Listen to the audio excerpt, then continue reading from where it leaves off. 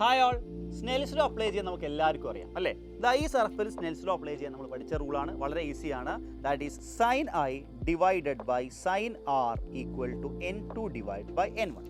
എന്നാൽ ഈ കേസിൽ വന്നാൽ എന്താണ് വ്യത്യാസം? ഇവിടെ n2 എന്ന മീഡിയത്തിലാണ് angle of incidence, r n1 എന്ന മീഡിയത്തിലാണ്. സോ ഇക്വേഷൻ അപ്ലൈ ചെയ്യുമ്പോൾ sine i divided by sine r is equal to n1 divide by n2 എന്നാണ് ഈ കേസിൽ വരുന്നത്.